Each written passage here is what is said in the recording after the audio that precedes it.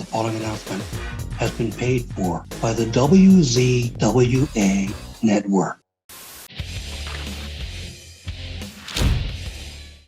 Hello, everyone, and welcome to the WZWA Network, and welcome to our review show here of AEW All In 2023, the biggest event in wrestling history. I'm Karlifornia. This is Jooseyboy. How are you, mate? Oh, dude, bangers and mash, you know? Cricket, tea and crumpets. Yeah. Anything else? Yeah, no. Our country, Australia, is actually began as a penal colony for for England. So we're convicts, you know, we're on the inside. But no, what a crazy show. What a surreal time to be a wrestling fan where there's another major company in the world that is capable of putting on a show of this sort of grandeur and scale.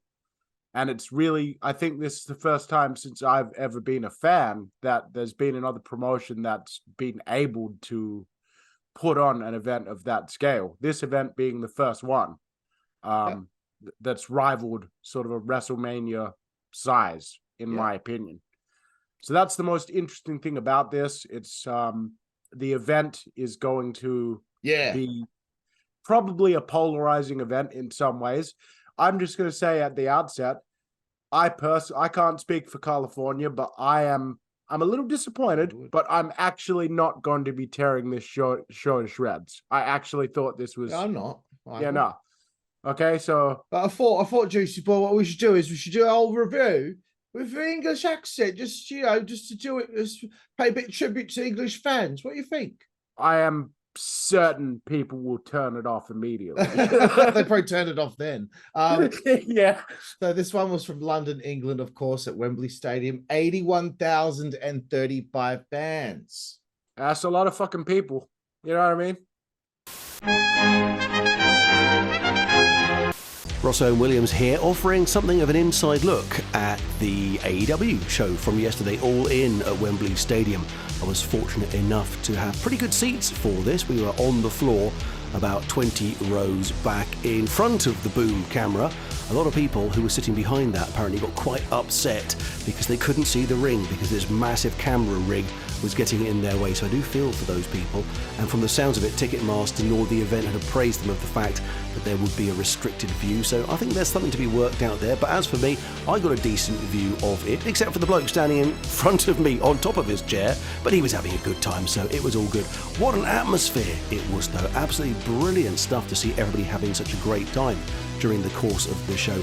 And I tell you something I thought AEW really got right on this one, as compared to WWE when they did Clash at the Castle, which I also went to. There were more matches on this card, more people on this card. You went away feeling like you had seen a huge number of people on the roster, whereas at the Clash at the Castle, I think we saw a total of maybe, 20 wrestlers, and I think that's probably being generous. And I think there were only 6 matches on the main card, and All In did run, I think, slightly longer, but they fit in more matches by not having this massive 5 to 6 minute video package before every single match. And this was particularly noticeable near the end, where they finished the trios match and they gave it maybe 20-30 seconds of breathing space for the commentators to say something, and then Adam Cole's music hit and he came straight out and we're into the main event. That was really great, and it's something I wish WWE would do more of and not bombard us during their big shows with video package after video package, which outlines, I think, to many viewers, if not most viewers, stuff they already know already. So I think that would be a good thing to lose. AEW got that one right. As for the stadium, really well set up. I loved the fireworks throughout the show. That made it feel really big, and the enthusiasm of the crowd was absolutely fantastic. A great atmosphere, and if I'm honest, I wasn't expecting to enjoy it as much as I did. I've not really seen much of the AEW product, and this was certainly my first time seeing it live, but it left me coming away with a smile on my face, and I think I'll probably go see them again when they come back to Wembley next summer. So from what I gather, bro, you did not watch the pre-show. Oh, heavens, no. God, no. Oh, heavens, no. It was 2 hours long, but most of it was a panel of people talking, which I'm not watching that. I Okay, don't but watch hang the on. WWE do it. So I'm Who not was watching it. in the panel? Who does AEW think? Oh, Like, who's I their know Paul equivalent? White, Renee Paquette. Some guy with blonde hair. Shit. Hang on. Now it's going to annoy me that I. Okay, so don't. just while you look that up, then. Excuse me, I smoked the J before we came. Yeah, we on know, the air. we know, bro. We're aware. Keep So going. Paul White left the WWE because they weren't doing anything with him. They were just using him on, pre-show panels, doing legend segments and so forth. Left the WWE because he still felt like he had more in the tank and he had more to give, and that, there was a lot more that he could contribute in the wrestling ring, only to sign with AEW to ostensibly be made a commentator and have one match and barely appear even as a commentator because the shows he used to commentate got cancelled. So, yeah. Well, excellent. To be fair, he has been injured for quite some of the time and has been recovering from it. So let's give it the benefit of the doubt. I'm trying to find who was on this stupid panel. Okay, here we go. I found the panel. Is that Wardlow? No, Anthony Ogogo, and I think is that Kip Sabian? I don't know. Forget it. It doesn't matter. All right, there was a panel. The guy properly. There was a panel. It was boring. They had some matches. What were the matches? Okay, so what happened is the stuff that started in the ring first here was Powerhouse Hobbs came out, and he had a bunch of security with him. Hobbs is going to be taking on Miro at All Out next week. So Hobbs got on the mic before Miro was to come out, called the people in the audience chavs. Miro did interrupt. He came to the ring. Excalibur was talking about how excited he was for the match because it's going to be two meaty men slapping meat. So I just wanted to say that because that's the first stupid thing that Excalibur said on the show. So this is a little contract signing, I believe, but I don't recall a contract being signed. There was a "Where's your hot wife" chant directed at Miro. Where's your hot wife? A brawl. What do they care? They'll never get to touch her. No, a brawl takes place, and there's an attempted pull apart. And then Miro said he got on the mic as Powerhouse powdered out, and he said he will break his spine and make him humble. But I don't recall the contract actually being signed throughout any of that segment. Anyway, let's move forward. There was another segment. Tony Schiavone was talking in the middle of the ring to the audience. Jeff Good Jarrett, Satnam Singh, Jay Lethal, the whole kit and caboodle. Yeah, they all came out. Prince Nana. Jarrett starts telling off Tony Schiavone. Telling him off. And then he starts running down English wrestling heroes like Big Daddy, Giant Head Snaps, World of Sport. He's essentially just running down England. Yeah. So this is all very good stuff. But here comes the part where, that this was booked by somebody who just wanted to do something on the show, but they're a beginner and they're not very good at writing because it's very, very simple. Paul White, Anthony Ogogo interrupt, and in tow with them is Grado. I guess they couldn't score Madonna's song because they came out to Paul White's theme song. Grado comes out to that. What's it called? Just Like a Prayer. Anyway, they get in the ring, and then Paul White hits Satnam Singh and kind of knocks him out. Then Jay Lethal gets choke slammed. Jeff gets punched, and then he gets hit with a guitar, punched by Anthony Ogogo. Then he gets hit in the head with a guitar by Grado. You're all over the shop today, mate. Sorry, yeah. It was very simple what happened here. Basic.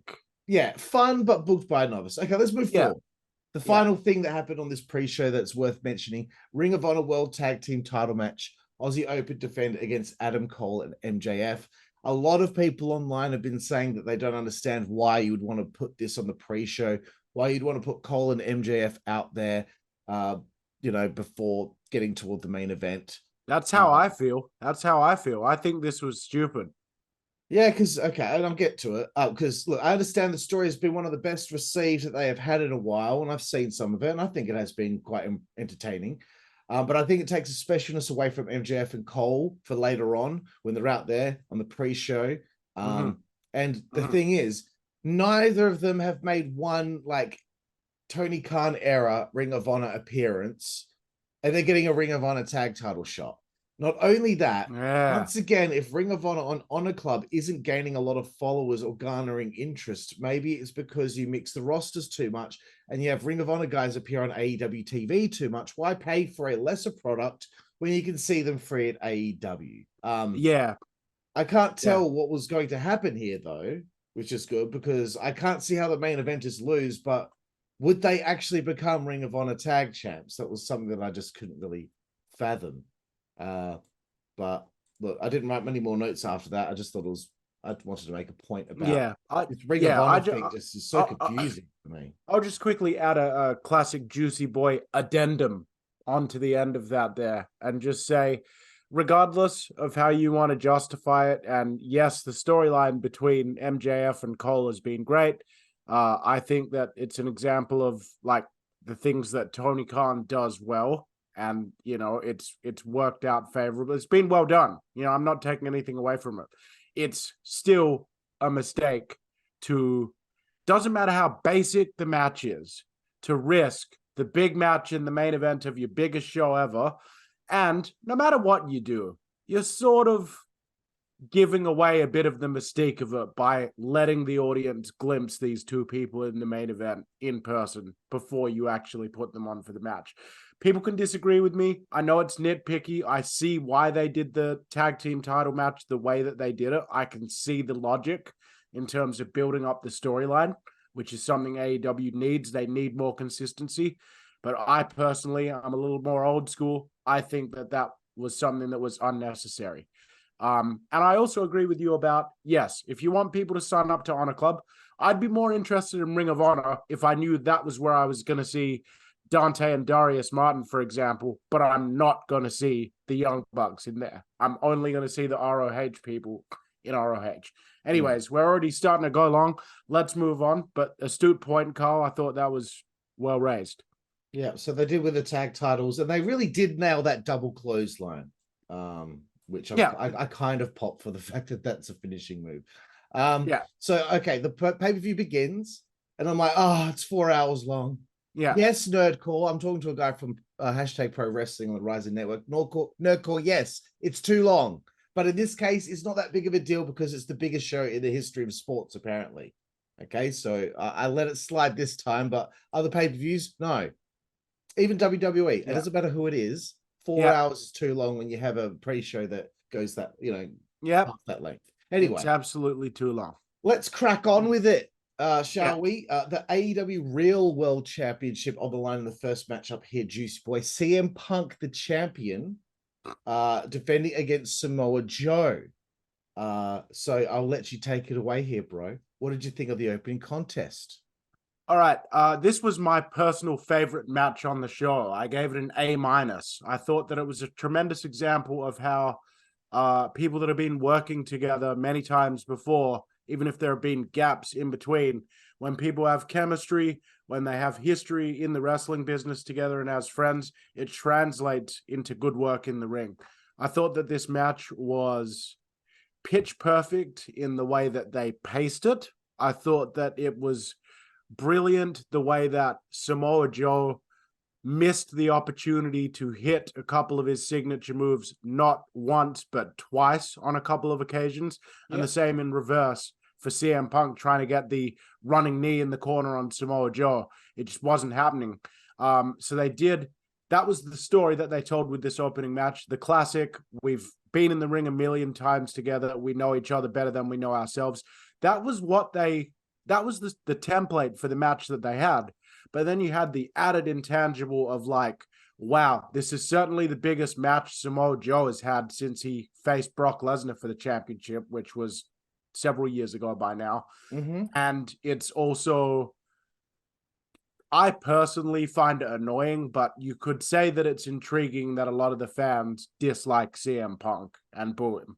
I personally think that he is the babyface objectively in this whole situation.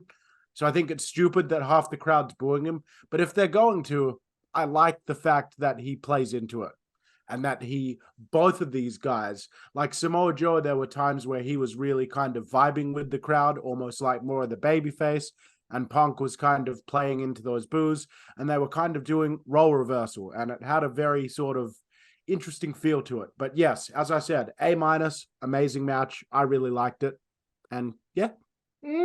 Very good, bro. Yeah, so I found it kind of, I don't know why, I'm making like this up in my head that this is the situation. Yeah, we better get CM Punk out there early so he can go back to his hotel, and then Hangman Page will be allowed to enter Wembley Stadium. So someday I'm gonna kick your ass. Real glass. Go cry me a river. Yes, there was an incident backstage. I'm imagining that that's exactly what was happening here. It's a big fucking complex, bro. Like, so yeah, one of the things I really was surprised by, seeing Punk hit a head scissors jumping off, and Joe took a head scissors takedown. Man, it looked like he almost killed himself from it. I like the slow build between the two. And the one of the best spots of the match was Punk getting his head slammed through the side of the announce table. Like, dude, I popped for it so hard. Then that's his opportunity to Blade. So very creative way of getting him hidden, so he could do that. I thought Joe was looking better here than he did at the Ring of Honor pay-per-view. But the thing was, I still felt like he's a little bit slow these days, but that could be expected, right? Of course. One thing I noticed, I didn't see anybody with a pint of lager in the audience. Not one. Yeah, I would like to hear, we're going to hear, as I understand it, from our UK correspondent at some point. But what I would like to know from anyone in the comments that was attending the event, was there beer there? Did you see people with pints? And how freely flowing was the beer? Because if I find out that this huge event took place and no one was sinking some beer, I don't even drink anymore. I would at least sink one pint if I was in attendance. Yeah, I mean, in London. You have to. The atmosphere and soak in the booze. You're in England, for fuck's sake. All right. I love Punk's thing with the 5-knuckle shuffle, but then he does a Hogan leg drop. That whole sequence of the match popped me as well. Like, it was just, yeah. So then Joe hulks up a little bit. I don't know what's going on, but this was good. This was fun. The Pepsi plunge was a little bit, it's difficult. Joe's a big boy. He hit a Pepsi plunge, and Punk retains his real world championship. Bro, did it kind of take you out of left field that the Pepsi plunge was the finish in a good way? Like, because when he hit it, I was sort of thinking that's a great spot, but I didn't actually expect him to finish the match there, because normally everyone kicks. You thought he might have kicked out. Yeah. Well, that's a running theme on this show, people kicking out of finishes, and I'll get to that. There was one thing I did laugh at. There was an English fan that was in the middle, like deep in the stands. And he saw himself on the big screen, and he was like tugging on the shoulder of his girlfriend. Yeah, I saw that as well. Pointing. He's like, look, we're on the fucking screen now. Yeah. Great stuff. Yeah. I think I noticed that as well. I also want to say that I popped as well just before we move on for the little exchange where Punk scouted the walk away from the dive that Samoa Joe does. Yeah. And then Joe later on walked away from an even worse dive, and Punk just had to eat shit. Like, don't forget, guys, these guys are in their 40s. Like, this is not people in their 20s that are just bouncing around. Like, that would have hurt. So it looked like it hurt. It was a very fun. Jooseyboy, between each, when we get to the end of our reviews of each match, we're going to throw it to our UK correspondent. So I'm going to throw it. I'm going to throw it to Ross Owen Williams, co-author of Bob Holly, Al Snow, Hornswoggle's book. I believe he's working on another one right now, which I don't know if I'm at liberty to say, but he's been on the Insider's Edge podcast. He was there at Wembley Stadium. Ross, take it away, bro. CM Punk versus Samoa Joe. In the arena, Joe was definitely the favourite. He got a huge pop coming out. CM Punk got a massive reaction as well.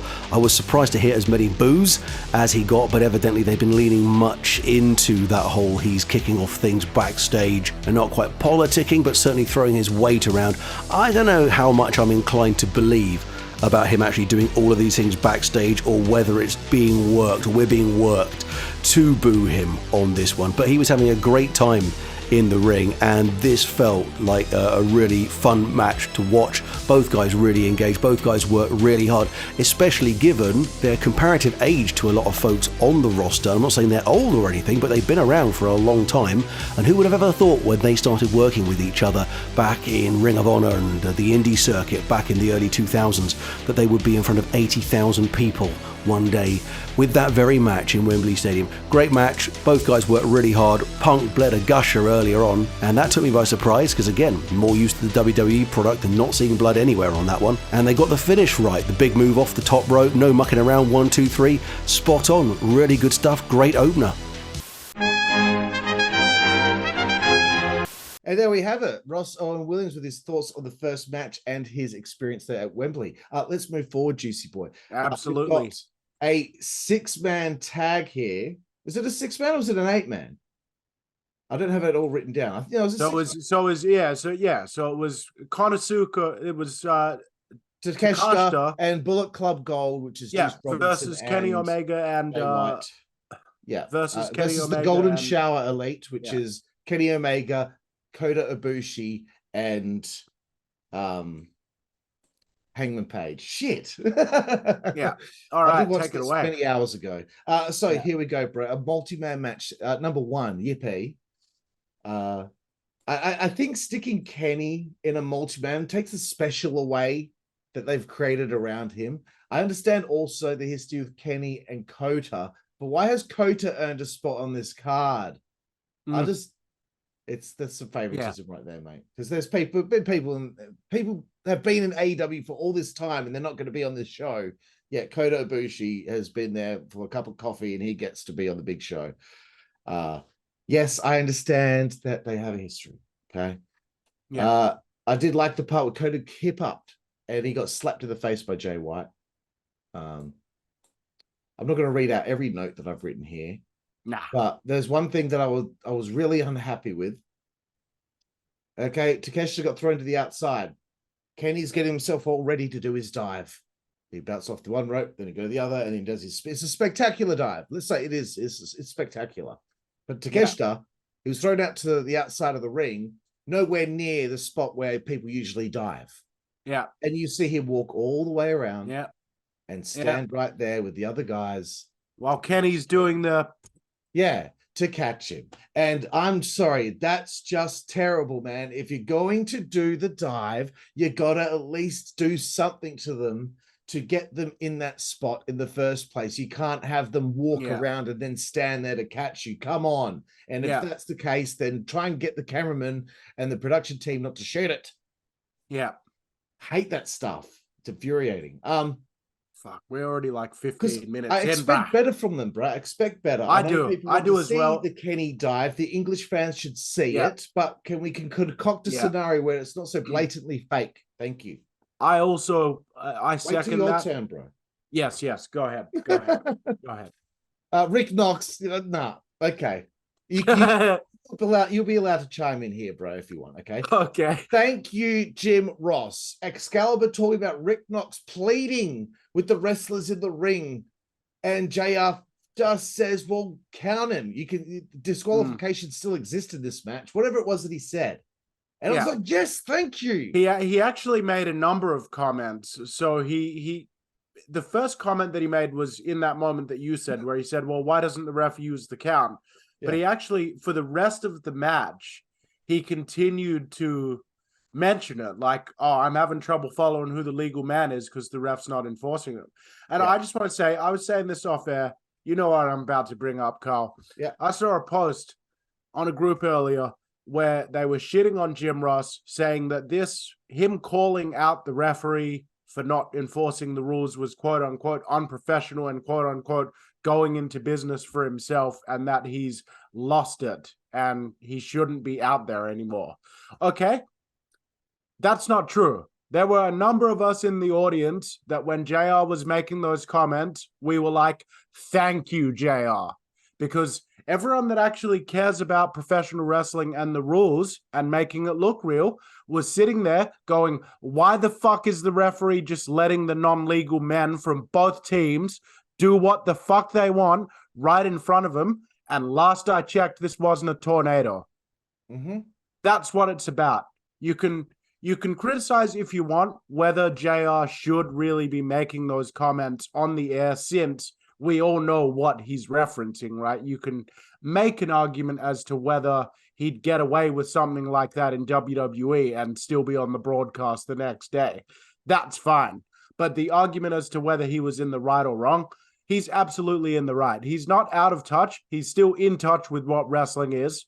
And there's a number of people out there that agree with him. And fuck you, that person that made that post, for implying that he must have dementia or be struggling with the onset of Alzheimer's just because he doesn't quite commentate with the same pep that he did 25 years ago. He's an old man. I know. Jesus Christ. Anyway, but, you know, because as a fan, I'm watching this and I'm just watching the referee. I'm just watching him and I'm getting annoyed at him.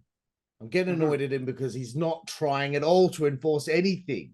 Yes, we don't want him to be so over the top like Aubrey Edwards is, but at least try and make it look like you care, bro. Anyway, I want to get to the end of this bit. I'm a fan of Juice Robinson. Just wanted to say that, throw that out there. I did laugh out loud, verbally out loud, when one of the guns attacked one of the members of the other team, and he got reversed on a whip to the guardrail, and he just threw himself into the guardrail, and his sunglasses went flying. And I don't know why it was funny. It's just because he was being this little prick getting involved, and then he ended up getting wrecked. Like, such shit, dude. Hangman with all the dives, one after another. I hate when Seth Rollins does it, so you're not getting away with it, mate. Koda, okay, I'm sorry. Kota Ibushi does not sell properly. He doesn't sell properly. This guy needs to seriously get it together. I have not been impressed with him the 2 times I've seen him wrestle. I feel like he doesn't know what he's doing out there. It felt like this didn't have any heat on it. I feel like they kind of threw this together just because they wanted to get these guys on the show. But one other thing, man, I don't understand this business of nobody is standing on the ring apron. Yeah. For extended periods of time, they're crouching at ringside. You can see Hangman's head. Yeah, excellent point. Absolutely. And next to him, Kota's head as well. Yeah. And I'm just like, why aren't they on the ring apron? Why aren't you on the... If there's anyone out there, can you please explain to me what this is, where it's come from? Because I feel like it's only just started happening. Because the last couple of times I've been noticing it, and I'm like, man, what is this? Why are they doing it? I don't get it. Why are they on the ring apron holding the tag rope? Anyway, that was the only thing I was really passionate about with this match. I really wasn't that into it. The finish I thought was kind of funny that after all that, it was just a schoolboy roll-up victory for Takeshita on Kenny Omega. Okay, Juicy Boy, take it away. What did you think of this one? All right, again, I'll try and keep it brief. Most of the things that had me passionate in this match, I just expressed them. It was the stuff that JR was saying about the ref. I agreed with it. That was my main takeaway from how I felt about this match. But the actual in-ring work itself, I didn't really care much for this. I thought it was a bit all over the shop. I want to say this, though. We'll get to the stadium stampede later on, and that's probably going to be the real crunch time in terms of the negative. But I don't want to be as negative on this match because all of the people involved in this match, they are capable of having a really good match. But they gave in to those instincts of theirs that say fans won't be excited unless it's 1,000,000 miles an hour and everything happens. And to be honest with you, there were a number of spots in the match that really got me kind of into the match in different parts. And if they had just let everything breathe a little bit more and not tried to do 5 things in the space of 30 seconds. They could have just done 1 or 2 things in the same time period, and it would have registered everything a bit better. Again, some people prefer a lot faster paced. Some people prefer it even slower than I do in terms of how fast paced they like their wrestling to be. I just think they could have taken their foot off the gas pedal a little bit, and it would have been a much more solid match in terms of it would have fit like this. A lot of the stuff they did in this physically wasn't bad in a vacuum, but the match overall, as an overall presentation, was muddly. It was disorganized. You know what I mean? That's how I felt about it. So I'm going to give the match a C-. I don't quite want to drop down to a D because I thought that with the exception of Kota Ibushi, who I've seen him wrestle in Japan, and his performances so far have been very disappointing. With the exception of him, though, I thought everyone worked hard, so that's why it's getting a C- instead of a D+. It's the kind of match, really, that I think a lot of fans could do without seeing on the card. I think it could have been a lot better, but I think Kota, maybe he's just got some ring rust or something like that, but I don't see a whole lot of fire from him. I wasn't into his performance, but at this point, we'll once again throw it all the way to England, to our friend Ross Owen Williams for his thoughts on the second match on All In. Match 2, which was Omega, Page, Kota Ibushi against Jay White, Juice Robinson and Takeshita. A lot of people here I wasn't very familiar with. I know Omega, I've seen his work before. I remember Juice from his time at NXT, but that's not much to shout about really. And Hangman I've seen a few times. Hangman got a huge pop coming out, which I wasn't expecting. I was expecting it for Kenny, and he came across like a major star when he came out. And I've never seen him in that league before. Being there in person, yeah, I felt it a lot more than that one. Match was really well worked. Action all the way. Good moves, good execution. And they were doing some really dangerous stuff, but they were doing it safely. It was really nice to see how safe they were being in the ring with each other. As for the folks I'd never seen really much of before, which was Ibushi, White and Takeshita, then they all seemed fine. None of them really stood out majorly to me, but of them I think Takeshita was the star of those 3, and an enjoyable match that had the crowd with them the whole way. Cheers, Ross. That was sweet, bro. Let's move forward, Juicy Boy. Next matchup, AEW World Tag Team Championship. This is a match that everyone was very excited for, weren't they? FTR, the champions, for the 3rd time now, they battled the Young Bucks for the belts. Juicy Boy, take it away. All right, I am going to say this right now. I think that this tag team championship match was excellent. It was excellent. It was excellent, and the Young Bucks were the opposing tag team in this tag team match. They were part of this tag team match, and it was fantastic. See, it's not that the Young Bucks can't do good wrestling matches, right? It's just that they don't most of the time. But we just saw them. This match was, I'll let you go through the actual specific spots, but everything that you expect to see out of an FTR match and out of a Young Bucks match was both fluidly and in a coherent way was put together to make sure that everyone got what they wanted to see out of this match. I thought the technical proficiency, the smoothness, the intensity of FTR was, on full display. The selling was fantastic. The way that they register bumps was fantastic. And then over on the Bucks side, yeah, they're still doing a lot of their crazy coordinated stuff, but they're doing it in a way that makes sense in the context of what's happening in the actual match. So they're doing it because an opportunity opens itself up for Matt Jackson to hit the springboard X Factor and then do the moonsault. For example, that's one example of a typical Young Bucks spot that they cleverly worked into the actual story of the match. And I always feel that's where the Young Bucks style becomes entertaining for me as a fan, is when they find a way to work it into the story so that you're like, oh my fucking God, these guys are so annoying. They just do not stop coming at their opponents with annoying double teams. And it actually works in their favor as the heels in this match. I'm giving it an A- instead of an A+ because after that first Shatter Machine, I think that the first Shatter Machine should have actually been the finish. I do too. They did some cool stuff after that and leading up to it.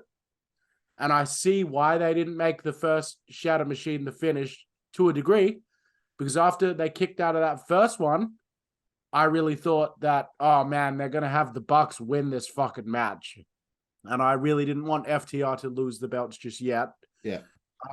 So I think that was smart. But if you notice after that first Shatter Machine and the kick out happened, even JR was like, oh, that seemed to come a little out of left field there. And, you know, that's obviously something that just sort of popped out of his mouth. In his mind, I think that he was thinking that felt like the logical place for it to end. Right, And I kind of felt that as well. But other than that, amazing match. Full credit to the Young Bucks. They were their most annoying, smarmy, irritating fucking selves in a good way. Okay? Because their gimmick is actually that they're annoying cunts. That's part of their characters. So yeah, I liked it. I wish more Young Bucks matches would be more of this and less of what we usually get. Yeah, I was sure FTR was going to make this good and help stop the Bucks filling it with bullshit. You know what? I think it's Matt Jackson.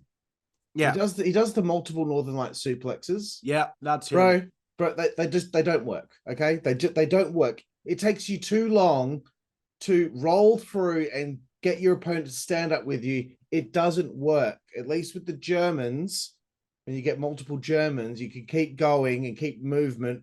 You take too long. It doesn't work, man. Just saying. Yeah, I agree. Again, another little tidbit for Matt Jackson. Dax hit a crossbody on him. Mm-hmm. He kicked out at 2.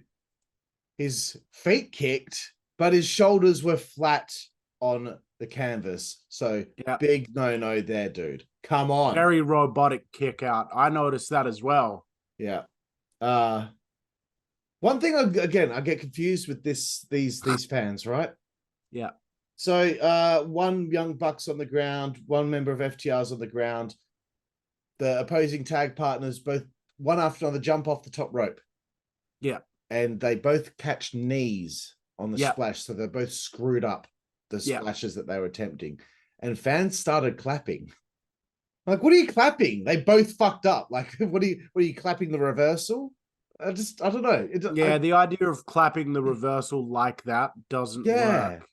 That to me is a hallmark of these fans today that think that it only has to be an entertainment show. We're here to cheer for the things that they come up with and perform for us. You know what I mean? Yeah. I think that's where that... Yeah, I find it weird. I'm there to watch some people kick each other's ass. That's what I'm there to watch. Because like there was times where they started like a "This is awesome" chant, and they started it when nothing had just happened and nothing was currently happening. Like people just on the ground kind of selling or getting into position for whatever was coming next. I'm like, why are you starting the chant now? Like you're supposed to start the chant after like a particular great spot or a dramatic kick out of a near fall. It's just they're so programmed now to just start doing these chants and doing these things. It's like they're trying to convince themselves or other people watching. It's weird. But you know, this wasn't too bad. I really did like all the stuff with the Shadow Machine. Wasn't sure about the kicking out. 2 BTE triggers. We all know that I've never been a fan of that move. I don't think it looks that strong in comparison to a Shatter Machine. And again, I always say this, I think sometimes these guys rely on kicking out of finishes too much. And the fighters buy into that being suspense. Like, yes, it can be, but when you do it all the time, come on. Yeah. So, yes, I was happy that they retained. Finish was cool. Rare, clean pin loss for the Bucks. Don't get to see it too often. Rosso and Williams over there. Can you hear me, mate? Can you hear me? We need to know your thoughts on the tag title match, mate. FTR versus the Young Bucks. The Young Bucks have not been a guilty pleasure of mine for a long time. In fact, they kind of annoy me. They've kind of always annoyed me a little bit. But again, this is one of those things, seeing them live, you kind of get won over by them. I enjoyed the entrance. I loved the streamers coming down. That was great fun. And the match was really good. Classic tag team wrestling, as you'd expect by FTR. Everybody working really hard there. And Dax, I think, which is, if I'm not mistaken, the bald guy with the moustache, he hits hard. He looks pretty stiff in the ring. The match was fine, the crowd were into it, and they kept us on the edge of our seats. Some very, very good near falls there that had people jumping up and down. Big thumbs up to both of them. Well done. Oh yeah, sick, Yeah, man. wow, Yeah, wow. Well said, astute boss. observations, man. That's wicked, dude. Yeah. As we're recording this, we have no idea what he said. Like he might have, yeah. he might have just cussed us out just then. Yeah. Gonna be fun when we put it together in post. All right. So up next was the Stadium Stampede. Ugh. And I was like, oh man, could we not get a singles match or something? Okay, Like here we go. just had some two multi-mans, you know. Mhm. But okay. As far as everything else on the show, in comparison, like I really liked everything on the show. This, I hated this. Mhm. I hated this so much. First of all, this was not a Stadium Stampede. This was an Anarchy in the Arena match. Yeah. Stadium Stampede is supposed to be in an empty stadium. So, sorry, but call it an Anarchy in the Stadium match. I'm nitpicking, but still, it's an Anarchy in the Arena match. It's the exact same thing. Anyway, again, complaints to AEW production. Penta is going for a chair shot on someone. Sorry, I should have said who was in this match. Blackpool Combat Club, Santana, Ortiz, Best Friends, Kingston, and Penta. Right.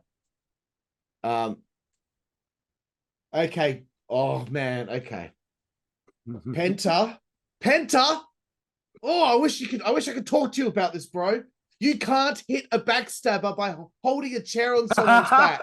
You got to be able to pull them back into the backstab, you dickhead. That was so dumb, eh? You just backstabbed a chair. Like, and the guy fell on top. The guy was standing. Yeah, the guy had to fall back. It looked so stupid. I'm like, how do you guys do that and not think to yourself, oh, there has to be a way that I can pull him back while I'm doing it? Oh my God, man. The more I'm thinking about the fact that he actually gave the move to the chair. I was like, surely after he hit that, he felt like a real dickhead. Like, oh man, that was actually really shit. Okay, here's another complaint. Moxley kicks out at 1 from the Made in Japan, whatever that movie is. I think that's what it's called. After having the skewers stuffed in his skull. Yeah. I'm telling you, bro, because it happened several times on this show. This is the new thing. Because Kenny did it against Will. He kicked out at 1 and he got that really big pop. So now everyone's like, oh, I'm going to do that kick out at 1. And everyone that did that on this show, no pop. 0 pop. Yeah. No one cares. It doesn't mean anything if you're going to do it every single show now. Yeah. I saw someone do it. I think it was on Impact the other week or one of these shows. Someone kicked out at 1 and expected that pop and it didn't happen. Anyway, they never seem to shoot these things properly. They keep missing things. Like someone's about to do something and then they cut away to something else. Urgh. Yeah. Yeah. They cut backstage and Wheeler Yuta suplex Chuck Taylor through a guardrail up against a wall, and then they cut back to the arena. I'm like, man, no one gives a shit about those two. Don't bother. Yeah. Yeah. I have some. I'm struggling to keep everything contained that I have to say. Like, well, you're almost there, bro. Okay. Why is Eddie Kingston attacking some random black dude? What did you do that for? I know. Whose idea was that? Come on, how guys. shit was the selling? The guy's selling too. Oh, God. he was terrible, man. Yes. Oh. The crowd are quiet. They're quiet as just waiting for the next spot. Moxley pile drives Trent on stairs. That looked great. It did, but that's not the last spot of the match. And now they drag him all the way to the entranceway for another spot. What are you doing? Yeah. What are you doing? Yeah. You pile drive him on steel stairs that you don't go for a pin and you just drag him elsewhere? Oh, that because Sue is rocking up. Who the fuck is Sue? Is it Trent's mum? Yeah, it's Trent's mom. They've been doing that gimmick for a while. Good for her, bro. To be honest with you, I popped that they arranged to bring this wrestler's mom across the world. I'm getting mad at Sue. I popped for that aspect of it, that they brought this woman across the world just to do this. Like, I just thought, what the... Like, good for her. Like, she probably had a ball doing it, but I'm like, that was fucking stupid. Why would that happen? Like, okay, it's cool to have comedy sometimes in wrestling, but in a serious match like this, do we really need that kind of ha-ha? She fucking rocks up in a van and has made, I don't know, cupcakes, and the sheet with the cupcakes on it, no one eats them. They just get, the guy just gets hit in the head with a cookie sheet. Yeah. What? Like, what? No. Well, so you mean to tell me that the best friends in Trent got with his mum and said to her, hey, at whatever certain stage of the match that you feel is appropriate, come out with a tray of muffins or whatever it is that you've made, that you spent a couple hours making, and then hand one of us the sheet and we'll hit one of the guys. Why would that be a plan of attack? Yeah. If this were real, I know some people would be like, oh, you're taking it too soon. No. Yeah. Don't It's supposed to like this in a serious match. Thank you. Yeah. It's meant to be pretending to be real, right? Exactly. And I'm like, what is going on? Oh, Penta. He went and got changed into different clothing. And it's a different version of Penta. It's the scary Penta. And I'm like, that is so fucking stupid. In the middle of the match, he changes his clothes and that somehow makes him more aggressive. You know what? I don't like Penta. I don't like him. Okay? I just want to say this. Everyone in the match that popped for that costume change as if you knew what it was and thought it was cool, get fucked. Yeah, and then there's Excalibur saying, oh, it's Penta, blah, blah, whatever. Penta Obscura. Yeah, talk about obscure. I've never seen him before. Go ahead. No one cares, man. No one cares about his plight in his little red outfit. Great sunset flip powerbomb through the tables, though. Oh, yeah. You mean after they broke the ladder and then still tried to use that same ladder to perform the sunset flip off? Yeah, that one. How long is this going to go for? And here comes another stupid spot. Yeah. Wheeler Yuta. Yes. Grabs a fucking screw. Was it a screwdriver? Yes. And he I don't know who he went after, but he went to stab them with the fucking screwdriver. He stabs the top turnbuckle, lets go, and just stares at it, and then walks away from it. What? Yeah. What are you doing? Pull it out, you dickhead. It's not stuck in there forever. Pull it out, turn around, and stab the guy. What are you doing? Whose idea was that? Oh, I got a great idea, guys. One stage, I'll get the screwdriver and I'll go to stab someone, but I'll stab the top turnbuckle. Yeah. And then we'll get the visual of and we'll get the visual of thinking, nothing with that screwdriver or whatever that gets used whatsoever in the remainder of the match. That's fucking dumb, bro. Oh, this was horrible. I know, man. It's just never ending, man. Ortiz and Beretta take themselves out with a pretty sick suplex through tables, but for the longest time, dude, Eddie Kingston has not been anywhere. Like, what happened to him where he's been gone for this long? If he was that messed up, then surely he could have got pinned wherever he was. Why is he gone for, like, most of the match? And then, after all this, Orange Cassidy pins Claudio. Why? Why? Why is he getting the pin?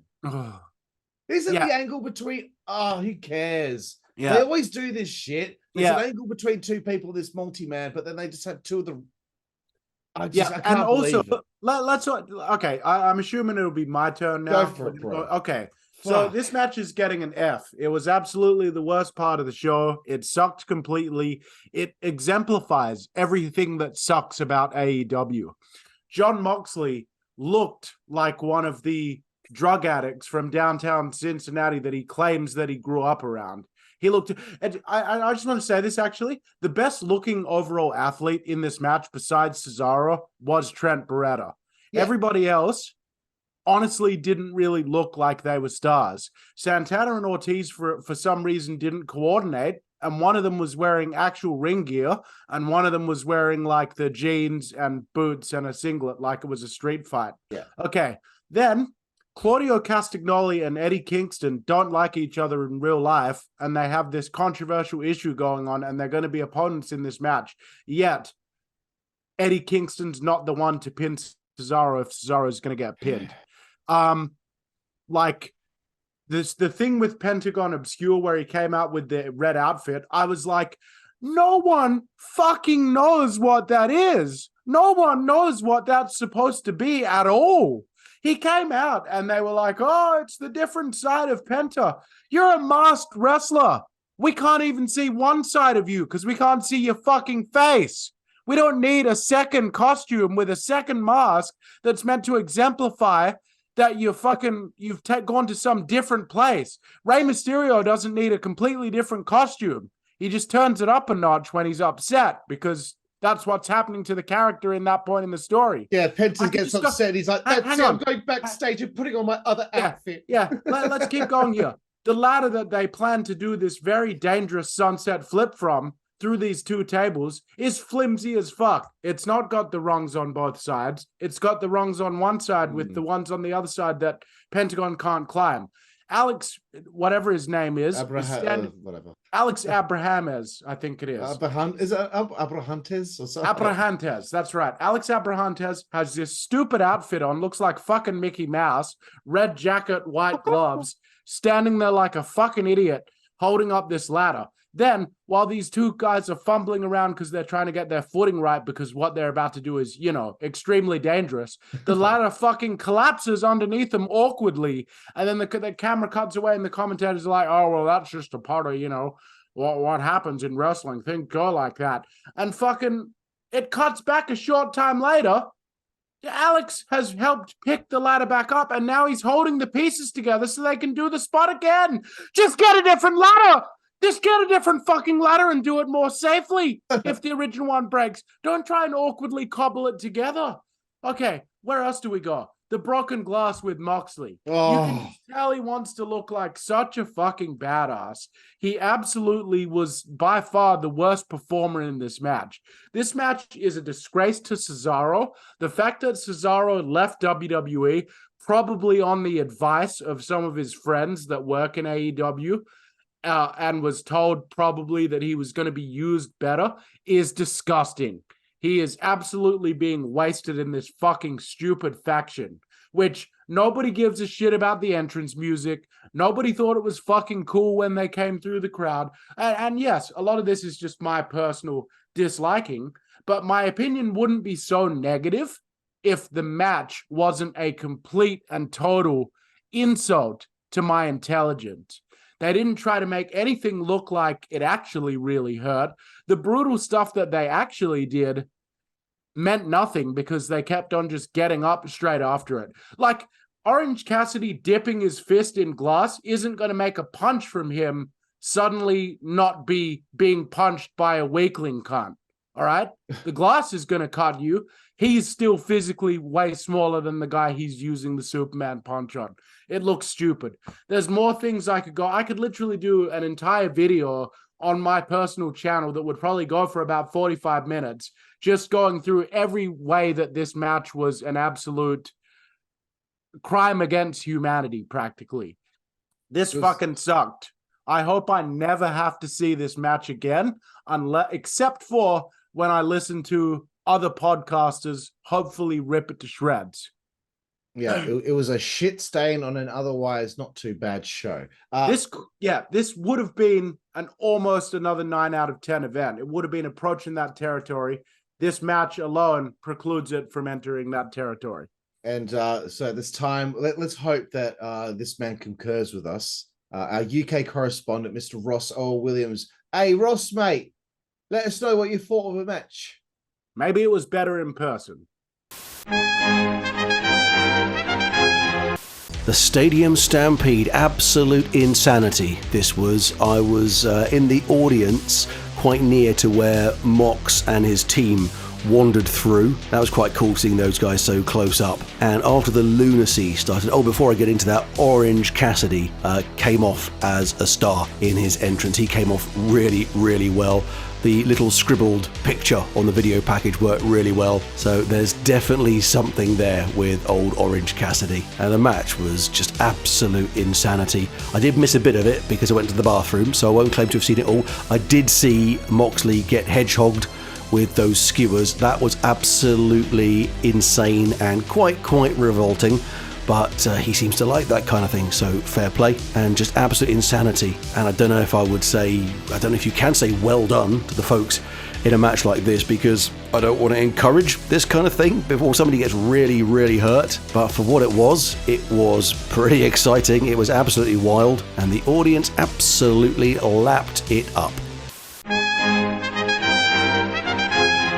And there we have it. Well, that's what he had to say, bro. That's what he had to say. Bro, just before we move on, I also saw a thing on Facebook from some people that were in attendance at the event. And I did see a number of them write in the comments on Facebook that the screens in the arena weren't actually functioning in all spots of the arena. And so a lot of the live audience didn't see most of this shit. Oh. They were watching in the arena. And if it looked that disorganized to us watching it at home with the benefit of the production truck, God help those people that were watching it live. They must have been thinking that they'd been slipped a tab of acid or something. Like, God. Let's move forward, man. Let's get away from the shit and let's get to some more positive stuff here. AEW Women's World Championship. Hikaru Shida defending against Toni Storm, Saraya, and Dr. Britt Baker, DMD. What did you think, Juicy Boy? I thought this was a nice moment for Saraya in the end. Having a moment there with her family, having a big sort of coroner. It's the kind of win that she never really got to have at a WrestleMania, because even though she has performed at WrestleManias, she got injured and kind of ended up, her career got cut short sort of right as that women's revolution was really kicking off. So she never quite made it to the era of women main eventing manias and sort of being given that complete equal treatment when she was in WWE. So I applaud Tony Khan for engineering this moment, because clearly the live audience enjoyed it. I thought the match itself was okay. The ladies tried hard. I think this would have been better if it was just a singles match between one representative of the Outcasts and somebody else. That's just me personally, though. I think a singles match always has a bit more heat on it than a multi-person match. But yeah, I didn't think this was too bad. I'd probably give it a C+. It wasn't really my cup of tea. I'll give you that, but I didn't think it was bad either. Yeah, I don't know. There's a few things here that I wasn't too chuffed with. So I do feel like Britt has cooled off from what she was a couple years back. And I think it was, because look, AEW fans, from what I could see on Twitter, a lot of them are very negative towards Saraya. I don't know what it is. I don't know what their problem with her is. So I thought, I'll tell you what it is. It's a bit of a yes. Oh, I was going to say, I've actually seen that she's not afraid on social media to call out these neckbeard incels that are just angry that her and her friends on TV are hot women that are acting like bitches. So like a lot of people just seem hostile that her and Toni Storm and the other one won't fuck them ever. And so, yeah, that seems to be their attitude. It's just very, And sometimes I think like the hotter a female wrestler is, the more that these diehard fans are not going to give them a chance and are going to shit on them. Yeah. For whatever reason, I don't know. But I think to count on the English fans being patriotic to Saraya was a risk, because you don't know. So they're spending this whole match trying to get her to be more babyface style so that we can get that pop. So not bad, but I think this should have gone before the debacle of that stadium, whatever it's called, stadium Stampede match, because the crowd were a bit burned out I think, and the crowd just didn't seem too interested. I didn't like the story of the match, to be honest with you. Yes, Paige's mum getting involved. She gets belted. I thought that was great. But why would Paige be upset at Toni over a clear mistake? Ruby runs out as Toni is clearly about to end Saraya's career by putting the back of her neck on an exposed turnbuckle. Then Toni hits Ruby, and then Ruby leaves. She's upset. I just thought the match was getting messed up a little bit because of this story between Toni and Paige. Like, what are you doing? And all this. Yeah. Hikaru Shida seemed missing for what seemed like forever in this match. Yeah. And then Saraya pins Toni Storm, who was not the champion. So the champion, Hikaru, was such an afterthought here. Yeah. And there was another person in the match. Britt Baker was in the match too. She did a few good things, but I guess they were doing this all for Saraya. Yeah. She wins the championship, and I have a feeling the Knight family think that they're like the Hart family of England. They got every member of the family go into the ring there. So, yeah, it was okay. I just think it could have been better. I reckon I would have preferred a singles match than what we got. But I guess Tony has his favorites, and he wants to make sure Britt gets to be on the show and all that, and probably wanted to get Tony on the show, and so whatever. I guess we better throw it to Ross Owen Williams here, Juicy Boy, to see what he thought of the AEW Women's World Title match. Ross, mate, what'd you think? The women's title match, Hikaru Shida, Saraya, Toni Storm, Britt Baker. We had Paige coming out to We Will Rock You. That got a good reaction, and Paige was well cheered.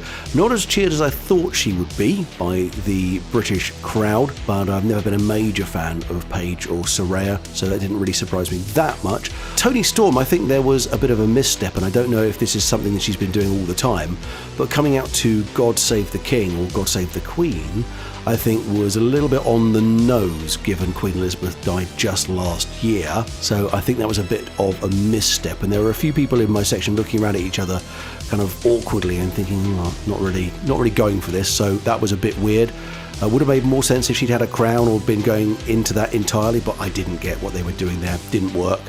Shida seemed fine, but Britt Baker came off as the star of the four. She has got something about her. She'd fit right into WWE at a high level straight away. And when the contract comes up, then I think she could do a lot worse than exploring her options, because matches with her and say Bayley or Bianca or Rhea all feel really fresh and really exciting to me. She did very well in this, came off very well.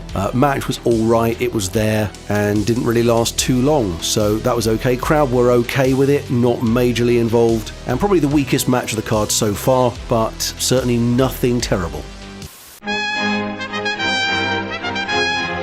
Whoa, I cut the strong words there, bro. Fucking hell, bro.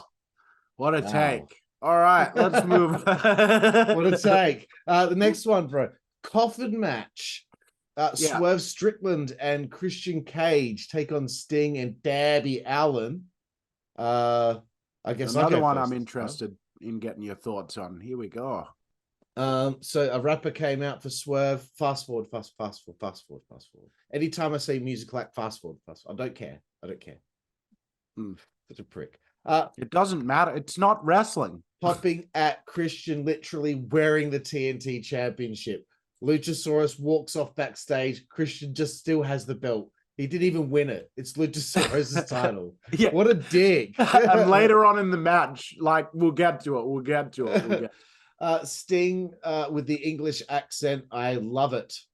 And then it was really cool to see him and Darby come out to seek and destroy. I thought Sting must be stoked to be in front of 80,000 people. You know, they're still undefeated, Sting and Darby Allin. They still have not had a tag title shot. Yeah.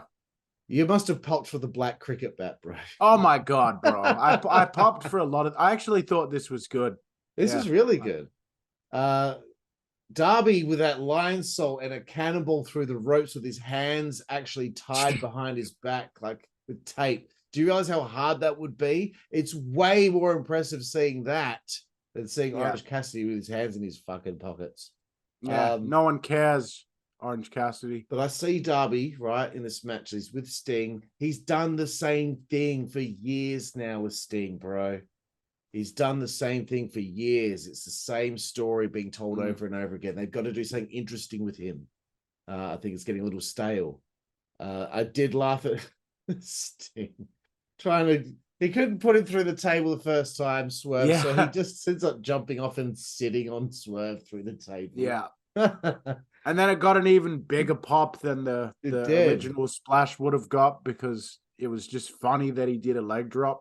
Like, yeah. Luchasaurus arrives. He lays out Darby. Then Nick Wayne comes out and he's got Darby's skateboard and he hits Luchasaurus in the back with it. And I thought, why is Nick Wayne in his tights? Yeah. Without a shirt on. He wasn't booked on the show. He's not wrestling a match. Yeah. Yet he's in his tights with no shirt on. I thought that was strange. Where's your Sid's mate? Your civilian. That's very WWE to is. kind of have the non-wrestlers still wearing their gear. And I loved it when he got choke slammed onto the Oh, skateboard. It me looked like too. it hurt so bad. I'm like, suck shit, you loser. Yeah. Darby Coffin drops to the outside and just cops the coffin. That was boom. fucked. I'm like, That's possibly the most fucked bump that he's done so far. dude. I'm like, man, he's gonna. I can't wait to see what he looks like when he's, in his late 40s or something like that, to see just if this guy's body is going to be able to hold up over the long There term. is no doubt in my mind he's already done some damage to it already. God, he must be in so much pain all the time. Before he even signed with AEW, you can find it on YouTube, bro. All the crazy bumps that he took on the indies, bro. Like he's been doing all this shit for ages, man. Like, now, Sting, he's always going to entertain me no matter what. I think. Yeah, I love the camera shot where they were going to slam the casket or the coffin on him, and the little baseball bat poked out. yeah. But again, camera shot changes really kind of bugged me in this one. Swerve hits a 450 splash onto the coffin. Yeah, that was awesome. Death drop on the coffin. That was coffin awesome. drop with Swerve like hanging out. Oh, that would have hurt too. Oh yeah. So there we have it. We kind of thought Sting and Darby were going to win this. Yeah. All right. You take it away. What do you think? Yeah, I'll run through quickly. B+.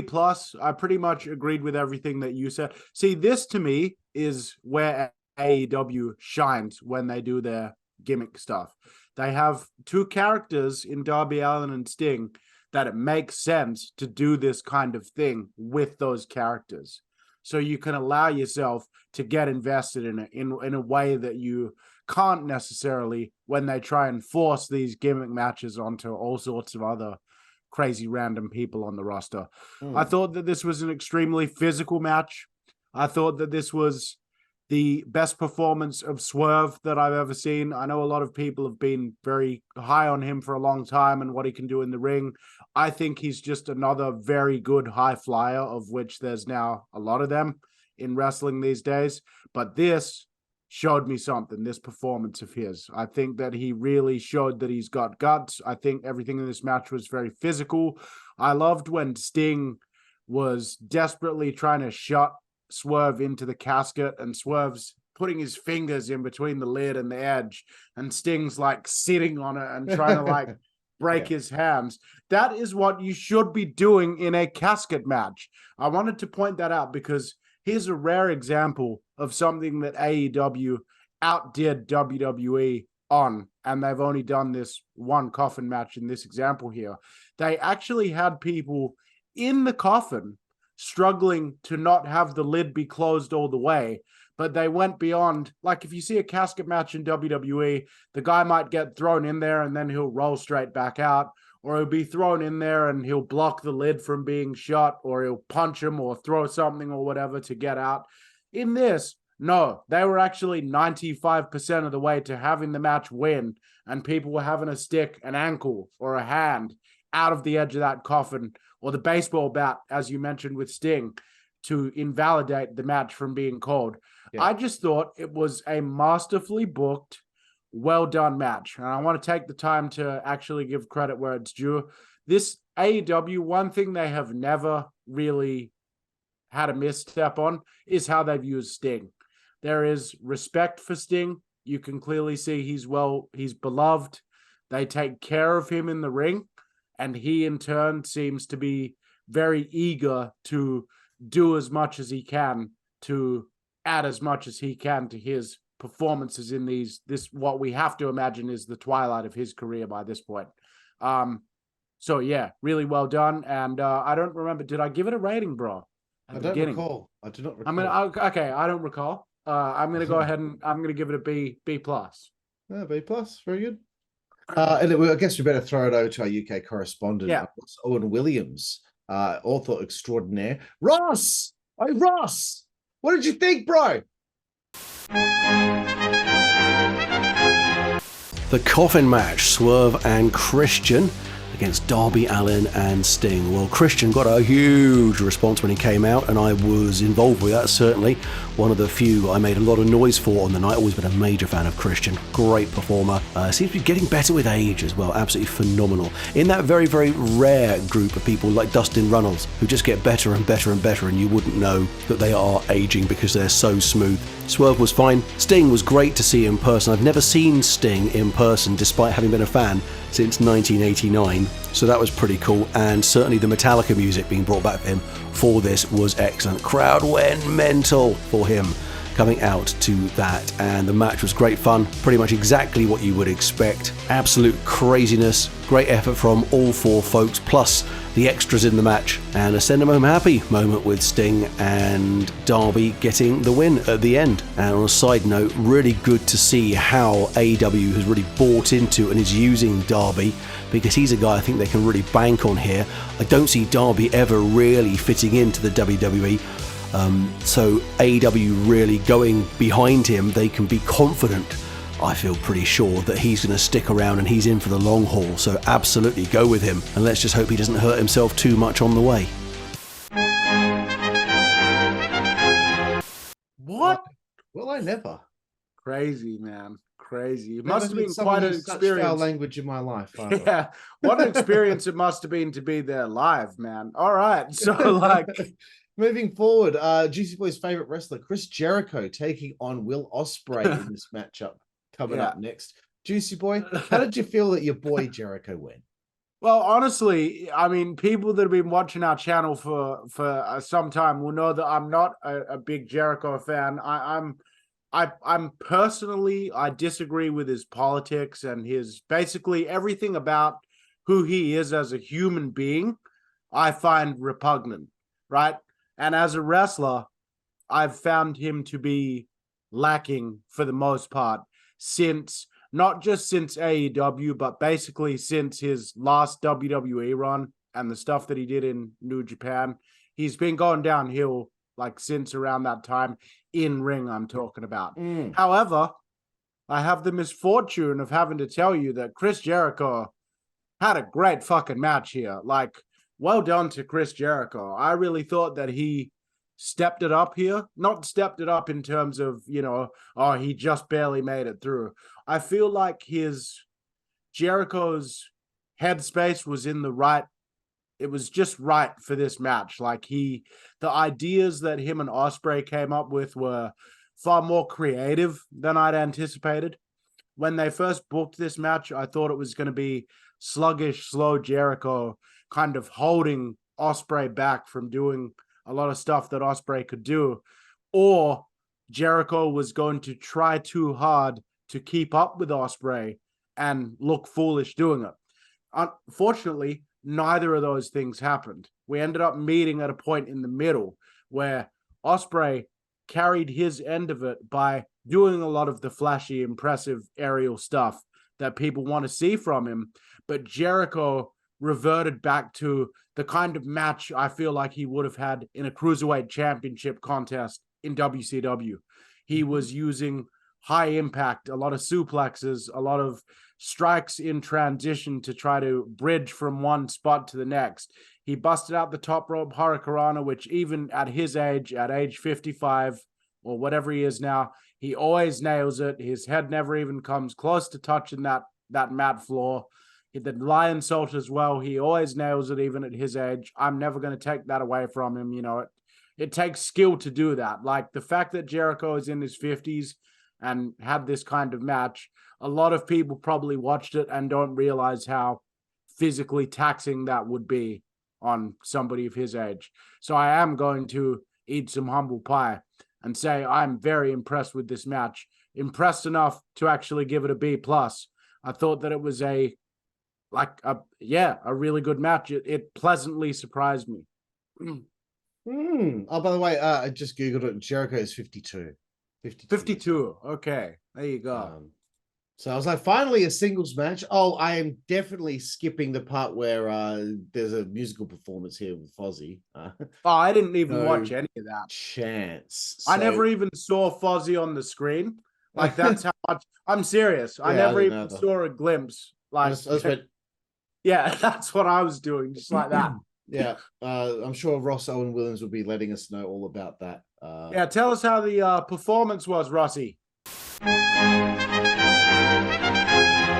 No, not yet. Hang on, not yet, because I've got to get through my part. Okay. Hey, by the way, I'm the one that's throwing to him. Okay. I just want to hear what he has to say. No, if you throw to him, something will go wrong technically. Okay, go ahead, bro. Go ahead. Okay, so dude, that Will took this German suplex on the ring apron, and I'm like, yeah. Fuck it. Why do you do this to yourself? I swear to God, but fuck. These people, they want to be in wheelchairs when they're 40, you know, like ring apron too.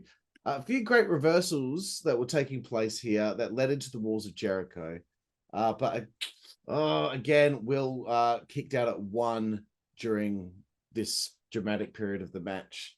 And I'm like, I'm telling you, man, these fucking guys are going to ruin that spot. Like, people can't handle it. They want to keep doing it. Stop. I really like that move, the Stormbreaker that Will Ospreay hits. This is an interesting move. But one thing I wasn't happy with is something to do with the finish here. Jericho just points to his lip and says for him to just hit him in the face with the elbow. Yeah. Just letting him do it. Jericho knows he's going to lose the match. I guess this is where they're headed with the character now after he pushed Sammy Guevara away. Too bad it wasn't off a cliff, but and then of course Will Ospreay has to hit another Stormbreaker for the win. So little nitpick, but I did enjoy the match. And then they cut to Excalibur on commentary, and I just thought to myself, "You look like an idiot." Oh, did they? I didn't see. Oh, they just cut to him after the match as he started talking about whatever was happening next, and I thought, man, you just look so dumb with that mask. Just take the mask off, bro. Oh, maybe he's hell ugly. Anyway, speaking of ugly, let's talk to the opposite of ugly here, bro. The very handsome, very studly, Mr. Ross Williams. Quite the dapper Englishman. Yes, we're going to throw to him right now. We're throwing to him. I'm attracted to him. Owen Williams, your thoughts, mate? Jericho and Ospreay. Well, Chris played himself to the ring with his band Fozzy, and before that he did the whole Freddie Mercury callback to the audience, the AO bit, which was brilliant, and I bet Chris has been wanting to do that his entire life, so it's nice to see he's probably ticked that one off his bucket list there. But being part of that in the arena, you probably saw it if you watched it on the TV. In the arena, it was absolutely immense being part of so many people all singing along. Everyone knew the words, so everyone singing along to Judas was quite spectacular. I'm glad they didn't do the whole song, they just did a little bit. We all sang along, it was very nice. Then they brought Ospreay out, that was fantastic. Match was really good, and I was quite taken aback because I haven't seen Jericho for a number of years, but even though I think he's now into his 50s, he more than held his end of the bargain up, stuck with Ospreay throughout it, and did his best to help him along where he could. And as for Will, he seemed to be doing more than his fair share of the lifting this one. Really good match. And again, in the arena, they had us up and down, guessing at the false finishes. Felt a little different to some of the previous matches, a bit more pure wrestling than some of the craziness that we'd seen, and maybe that just because it followed the Coffin match, it felt like a more pure wrestling match, but really good stuff again, and yet another home run from this show. Well, I never. Whoa. The gag is not getting old yet. Yeah. Okay, bro, we got 2 to go here. 2 to go. This has been a long review. Sorry, everyone. Yeah, fuck, Sorry. it's already 9 o'clock. It's all Sorry. right. I'm having fun. I don't care. AEW Trios titles. Next, the Acclaimed Billy Gunn taking on the House of Black with Julia Hart at ringside. Do I go first this time? Yeah, no, it's your. I think it's your shot, okay. bro. All right, good. So I thought, oh man, they made this a no holds barred, and I'm like, have we not had enough hardcore stuff on the show? I did love the Scissory Timbers spot with Julia. I thought that was kind of funny. Yeah. Mercedes Monet was in the crowd. Whoop-de-doo. Like, Meh, I don't give a fuck. Do they need her? Do they really need her? Are they gonna use her? If they had her, would they use her?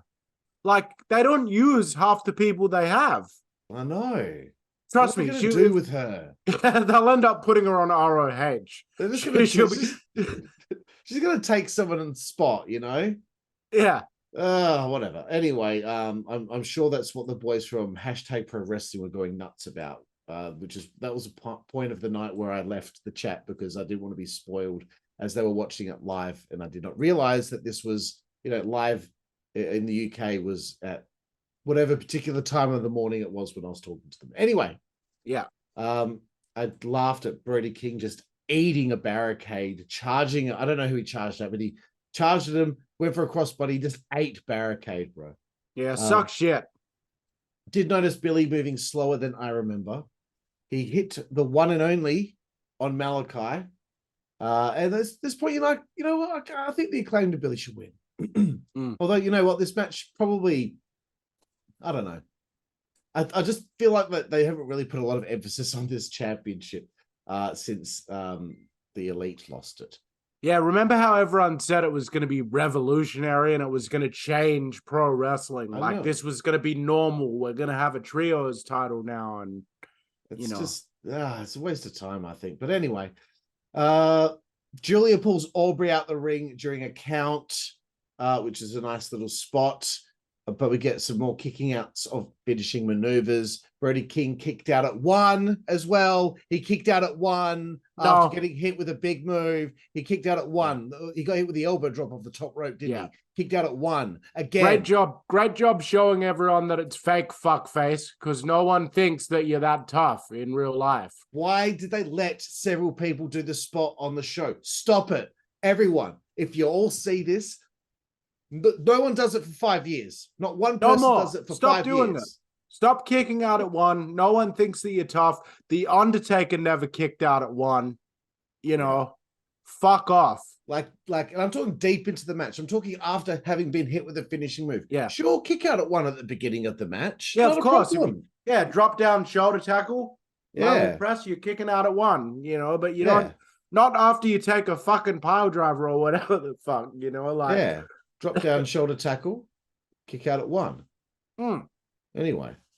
Side headlock takeover, guy leads into it, kick out at 1, roll over, turn the other. It's pretty simple shit, acting like we're experts. Like we are experts. Well, actually, I'm more of an expert. I think. You're more of an expert. You had more professional matches. Actually, you're not really an expert. No, I'm just some fucking idiot, man. Some stoned idiot in his room. I just keep demoting you.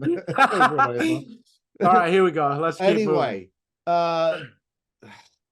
I just thought it was so unnecessary because all they did after that was repeat the finishing maneuvers, and then there was a 3 count. The Acclaimed to Billy win. Cool. Yeah. Jooseyboy, what did you think? Yeah, I'm gonna actually give this match a D+.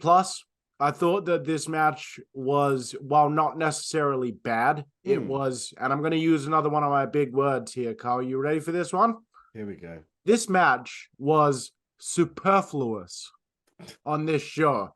This match was not needed on this show. It was basically a fancy TV match, right? And it was, are you looking up superfluous? Is that what you're doing? Keep going. Is that what you're doing, though? Okay. No, so that's really all I have to say. I actually think that, yes, Billy Gunn is moving a little slower than he used to, but goddamn, compared to most people from the Attitude Era, is he ever still looking great and doing well. And I still very much find him entertaining to watch in the ring. In fact, his little moment with Julia Hart where he set up the Shiver Me Timbers, Scissor Me Timbers thing, that was pretty much the highlight of the match for me. I just thought it was so funny that, like, this girl that was not even born when, you know, Billy Gunn was already on the first SmackDown game, you know, this person wasn't even born when he was already on SmackDown and Raw every week, walks into the ring and slaps him in the face after a 30-year career. And he just thinks that he's going to let her get away with it. Like, there was something so funny about that idea that he was like, hey, you're not going to fucking slap me. Like, you know what I mean? Like, so yeah, it wasn't really necessary for it to be on this card. It felt like bloat by putting it in there. But at the same time, I see why you need a bit of a buffer before your main event. Yeah, and superfluous, hey? Superfluous.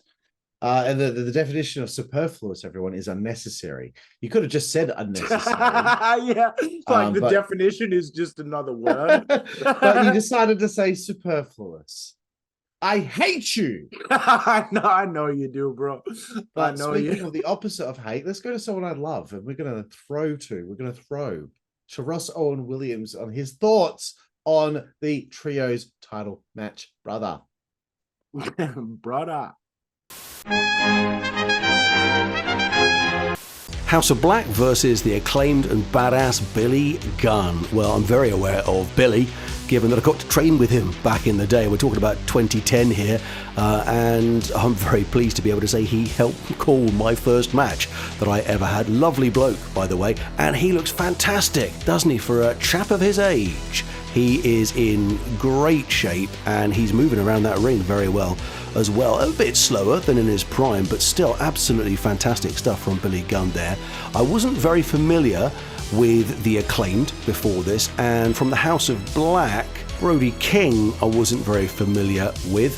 Seemed like they're doing the monster thing with him. The tattoos all over him certainly add to that monster look, and the face paint, and the trunks don't really go with that. I'm thinking he might be more of a singlet or long trousers kind of guy, but seemed fine. As for the Acclaimed, I did enjoy the rap on the way to the ring. That certainly tickled our fancy as an audience. We found that very amusing. The Prince Andrew joke, always appreciated, and everyone loves a Harry Potter gag. I wasn't entirely sure who Julia Hart was, nor why she was with them, because that didn't look like it worked at all. And Black seems to be as aimless and directionless here as he was in WWE as Aleister Black, so he still has me scratching my head a little bit. Buddy Murphy, or whatever he's going by now, seemed fine as ever.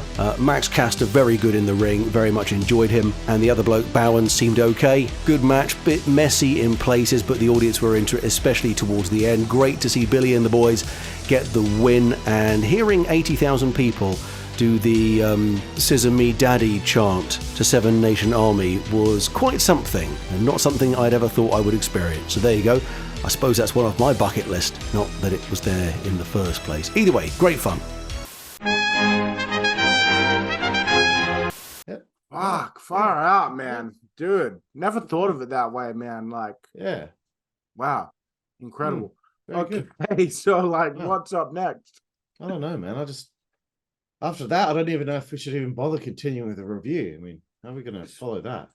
Feels like it's not even worth it in the light of, you know. I hope, like, when he sends all the clips or the audio that he's going to send, he forgot to do that match, and we act like.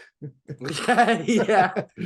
Let's get to the main event of the evening here, Juicy Boy. The AEW World Championship on the line. MJF defending against Adam Cole. Thoughts, bro? Okay, this match is getting an A+. I thought this match was fantastic. I think that we've just witnessed the biggest moment of these two young wrestlers' careers. I thought that and keep in mind, I'm going into this cold. I don't watch weekly TV. All I know about this storyline friendship between MJF and Adam Cole is glimpses, bits and pieces I've been seeing here and there online. And my general idea going in is that it's a friendship. We don't know how genuine the friendship is from either side because MJF is MJF and Adam Cole still has that previous title loss, which he lost on time from many months back. So there's a question mark hovering over this friendship, which all the while seems to be genuine. That's the story they've set up going into this. People seem to be into it. They start the match off. They're doing a little bit of the friendship stuff. They break out the shirts. Taz, great call, said, them putting the shirts on, it's just like when an NBA team practices and they play a practice game. They wear these different jerseys to indicate that they're still part of the same team, even if they're playing against each other. And yeah, that may be a bit of a leap, but I still thought that was a real nice way of tying that back into wrestling as a sport. So they started off like already once they did that, they've got me invested now because they care about this match. They're taking it seriously. The wrestling itself, fantastic. I thought it was pretty good. Needless to say, the fucking power bomb onto the knee and the brainbuster onto the steps later on, incredible. The Panama Sunrise to the ref popped me huge because fuck you, Bryce. And honestly, I loved the aspect of this story where it turned out that MJF actually is more invested in this friendship than Adam Cole, seemingly, which I'd heard some people say, well, what if they flip at 180 and have Adam Cole turn out to be the asshole? It looked as though for a portion of time, that was what they were going to do. Yeah. They did not, though. Finally, Roderick Strong shows up. Great to see that he got a moment on this show. I've always been a huge fan of his. I think he's tremendous. I loved the pop. I thought that Roderick Strong did a tremendous job here as well. You can hear him going like, Adam, hit him, do this, win the championship. Do it, Adam. I'm your best friend. I am. Then I love the touch of course, by this point in the match, everyone knows that Adam Cole is going to be conflicted. He won't be able to hit MJF with the belt. That's the story they've been telling.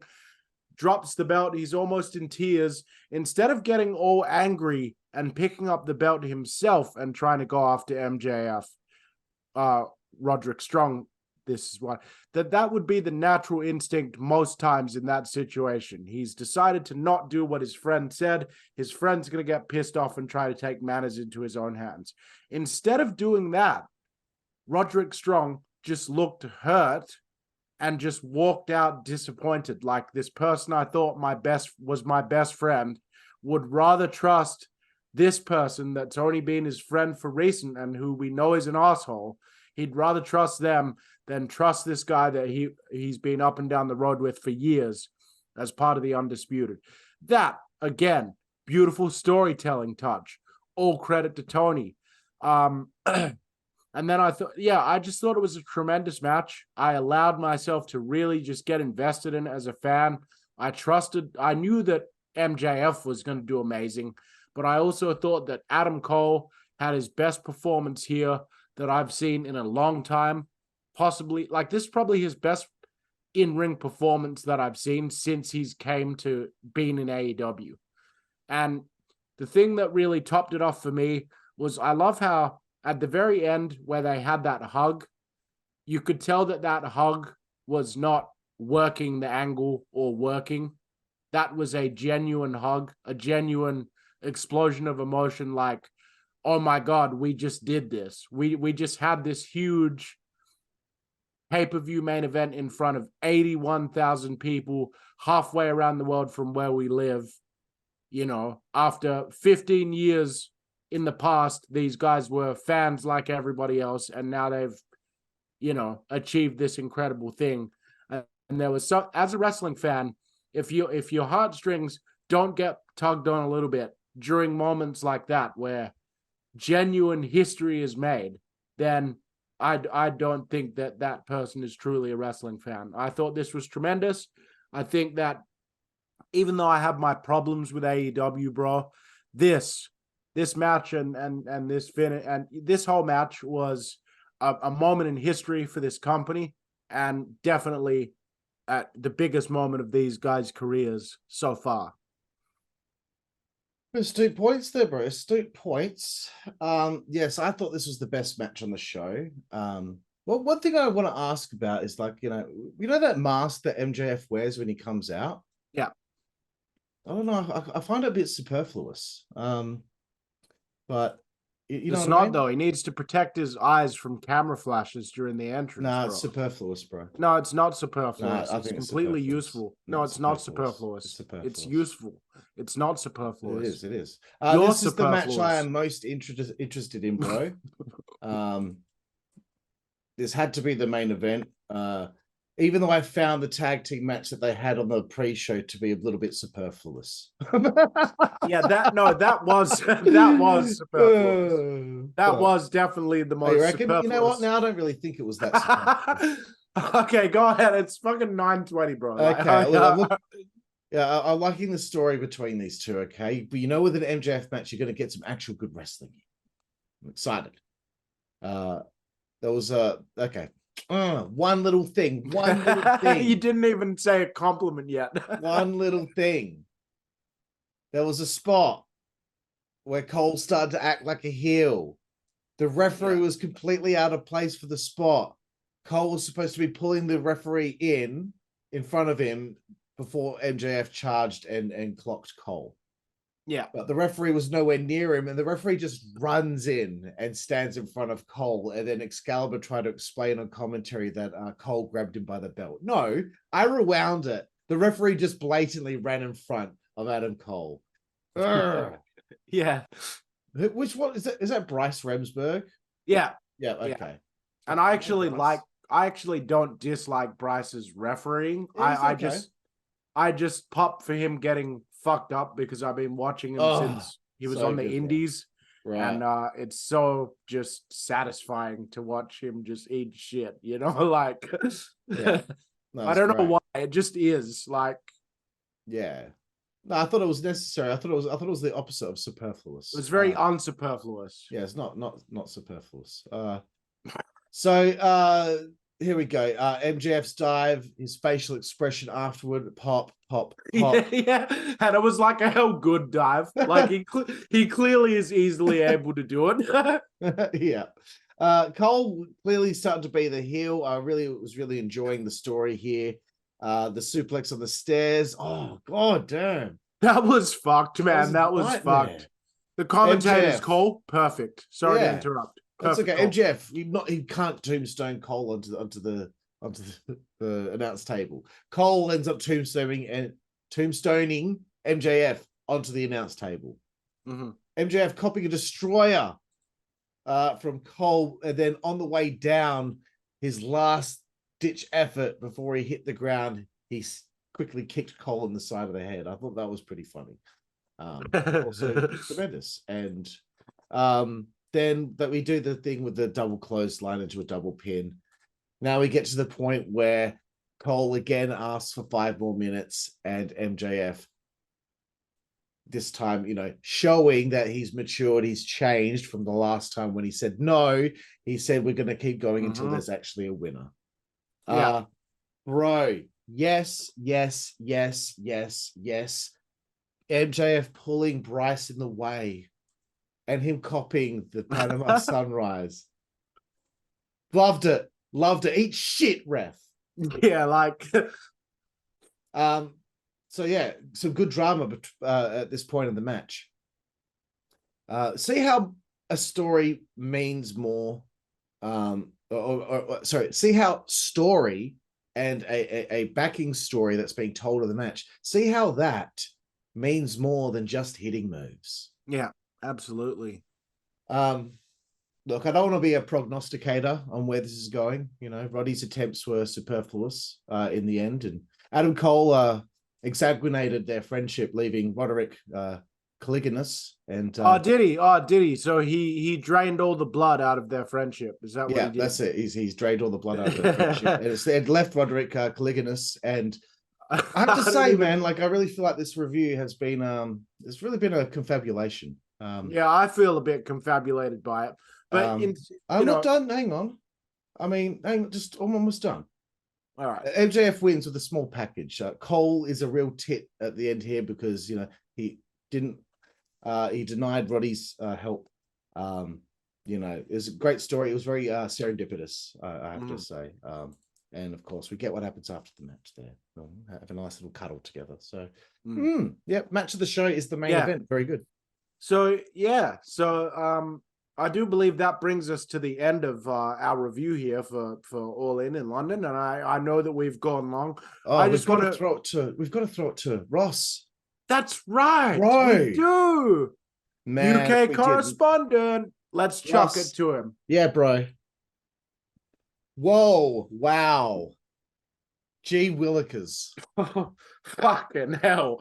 All right. So just quickly before we wrap up, I would like to quickly just say something just on the record here. For everybody that's about to go on social media and say, oh, see, we told you, you just had to follow it through. You know, AEW, they do great stories. No, they did one great story. Yeah. Okay? They did one, and they did a number of other good things on this show that worked out well. That does not mean all the shit things they've been doing for the last 4 years all somehow were meant to be building up to what we just saw tonight. So don't even start that in the comments. All right.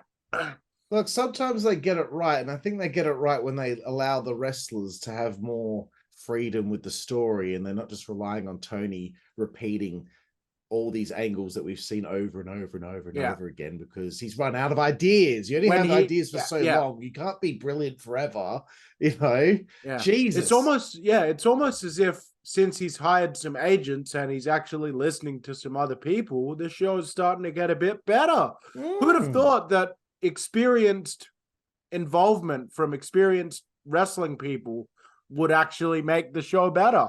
I'm shocked. I'm shocked, bro. I'm shocked. Well, but we're at this point though, Juicy Boy, about to sail off into the sunset, but we're going to need your rating out of 10. My rating out of 10 for this show is going to be a 7.5. I really wanted to go a bit higher. I really and truly did. Stadium Stampede. You costed this show about 1.5 points off of its potential rating. This is your fault. Yep, good stuff, bro. I think we're going to give it an 8 out of 10. I did enjoy the show. Just the Stadium Stampede was an absolute piece of shit. So that really hurt the show as far as I'm concerned. But, you know, from top to bottom, for most of this, I enjoyed myself, despite there being some little bit of iffy things here and there. But thanks for joining me, Juicy Boy.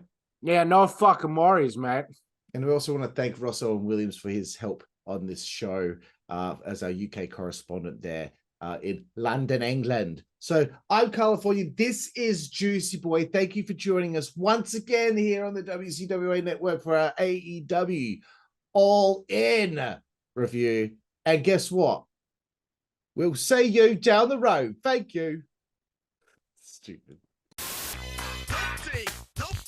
Network, that's the way we play. Good God Almighty. Network, that's the way we play. Get puppies. Network, that's the way we play. Get. The following announcement has been paid for by the WZWA Network.